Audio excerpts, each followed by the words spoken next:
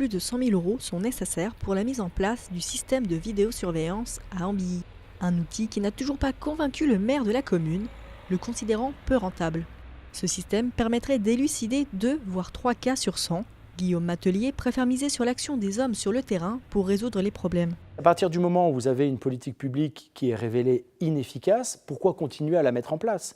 On sait que c'est beaucoup d'argent public dépensé en investissement et en fonctionnement pour faire croire de façon très électoraliste, et là c'est un maire qui vous le dit, finalement si je voulais calmer tout le monde, je mettrais des caméras partout en disant c'est très électoraliste, mais je préfère les refuser parce que je considère que non seulement c'est inefficace, qu'il y a peu de taux d'élucidation, que c'est un outil technologique qui souvent masque le véritable problème, c'est-à-dire l'humain sur le terrain, le manque de police nationale notamment sur le territoire de l'agglomération alsacienne, c'est véritablement ça qui me pousse à refuser ces caméras de vidéosurveillance. Certains habitants et commerçants ne sont pas contre la mise en place de ce système.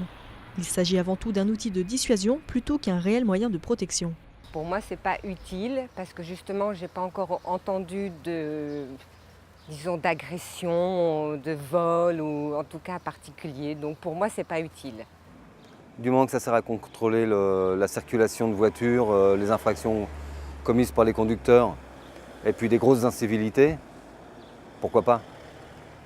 Mais si ça finit par servir pour contrôler la population dans tous ses faits et gestes, c'est pas bien.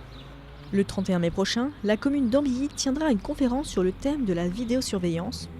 Elle sera animée par le sociologue Laurent Mukili, qui a enquêté sur 3 villes françaises qui disposent de systèmes de vidéosurveillance.